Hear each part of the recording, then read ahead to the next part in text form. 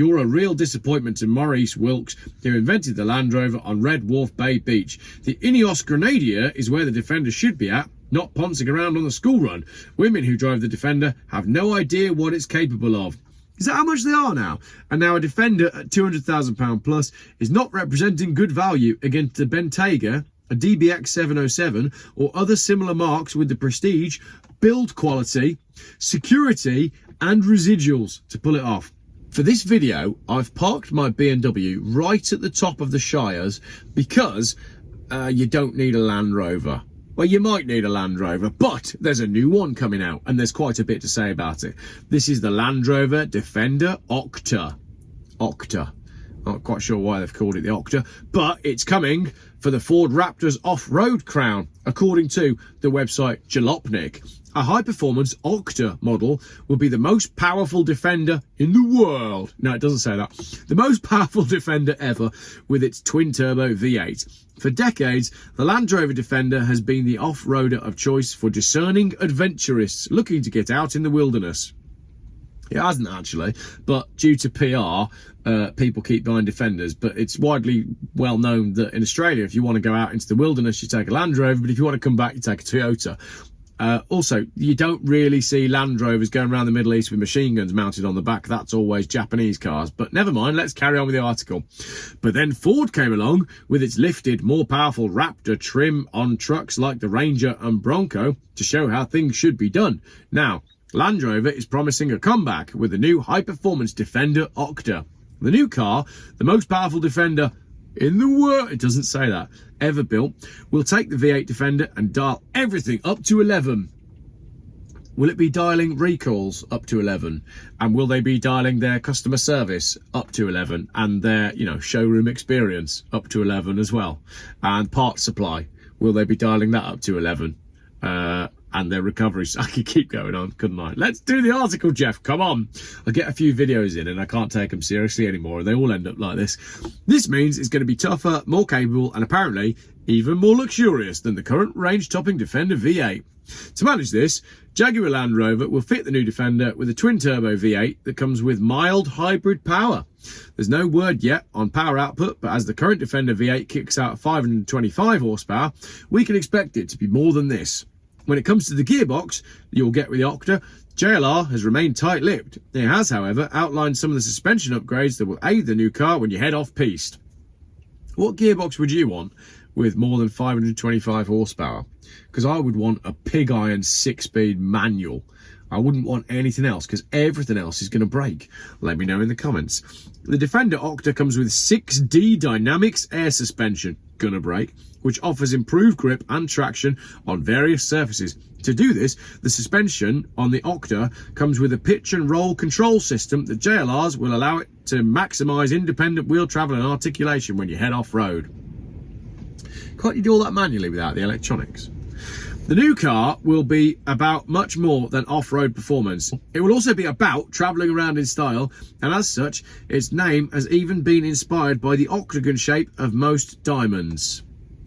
Stick it to your roots there, Jaguar Land Rover. You're just one very good PR operation, aren't you? That's all it is. It's a superb PR operation, and then nothing else really matters beneath that. To further show its jewellery-inspired origins, the OCTA will come with a new logo to show off that it's the new flagship Defender. It'll look a bit like a black square in a grey circle, which has been machined from titanium to further show how tough and fancy this car is.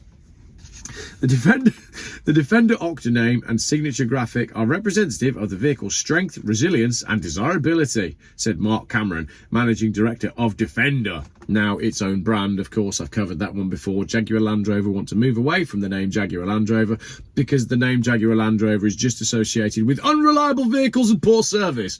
But Defender, that's just straight up Bear Grylls. Inspired by the vehicle's diamond-like tough luxury credentials. Diamond-like tough luxury credentials. Yeah, the rest of the range isn't tough as diamonds, is it?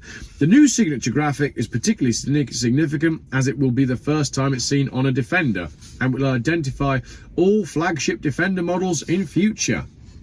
The Octa, which is the first new model to launch since JLR spun Defender out as a standalone brand, as I mentioned, because they wanted to move away from all the social media trolling that JLR was getting, will break cover later this year. There's no word yet on an exact date, and we can expect to see this beast in the flesh, and neither is there any hint at pricing. But you can guarantee this will be incredibly expensive. You can also guarantee that people will buy it and then drive it in London, which is the exact opposite of what it is intended to be used for.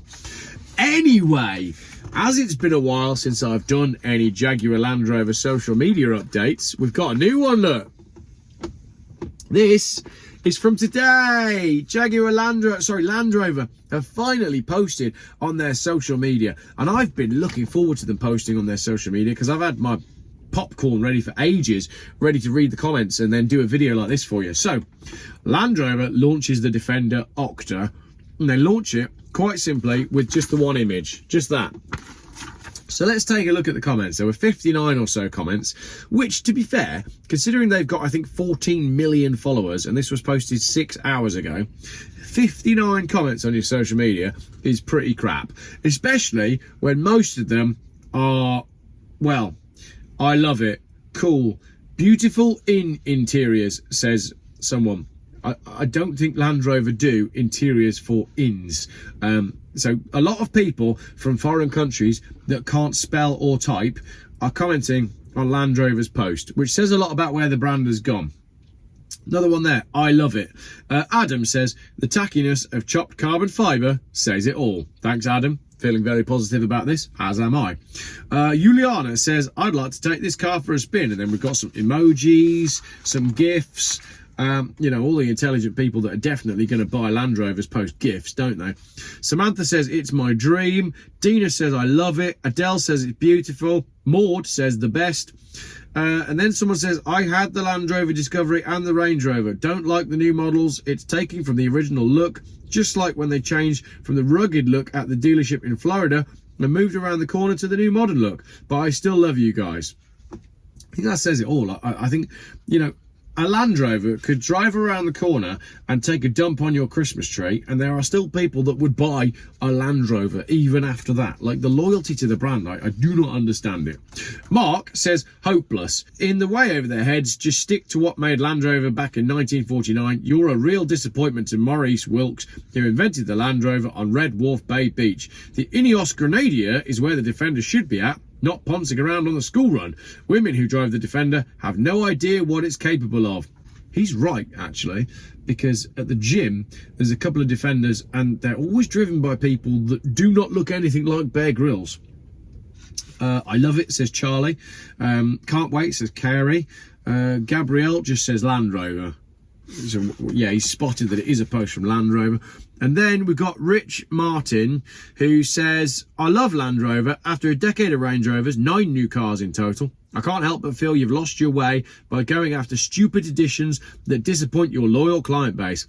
I get that profitability at the £200,000 plus market is better, but as a brand, you don't have the power or prestige to pull this off. The Sport SV Range Rover, 206 grand. Is that how much they are now? And now a Defender at £200,000 plus is not representing good value against the Bentayga, a DBX 707, or other similar marks with the prestige, build quality, security, and residuals to pull it off. My Bentayga was a full £80,000 more than the Sport SV, but it costs 40% less to own over 2 years. The choice was a no-brainer. Great comment there, Rich Martin. I assume he's called Richard Martin. He's not called himself Rich Martin because he's Martin and he's quite rich, although clearly he is because he's got a Bentayga. And then someone at the end, on the opposite of Rich Martin, says, I am loving it, but I don't have. To which Rich Martin has said, work harder then. I wonder if Rich Martin's got one of these social media, you know, think yourself rich. You can sign up to a class and do an 8-week course on how to become Rich Martin. But there we go. So that is a new Land Rover model. It's going to be 200 grand. Are you excited? No one's going to use it for anything, are they? I mean, this BMW X5 up here, right on top of the Shires, perfectly capable of getting up here on its, you know, second-hand Toyo tyres, and yet people feel the need to spend 200 grand to prove that they could come up here if they wanted to, but they're too busy working and can't get up here anyway because it doesn't fit in with their busy schedule. And they're in London all the time. So there you go. I don't know, just another thing from Land Rover. And I was disappointed with the comments on the Land Rover post. There weren't many of them and they weren't very good. And I'm not the only person who was disappointed about that. Land Rover's social media manager must also be concerned. Or they're deleting all the juicy ones before I get a chance to read them. Thanks very much for watching. Will you be buying a Defender OCTA? Or will you be buying a BMW X5 from 2005 for £1,000? Because I know which one I'd rather have. Cheers.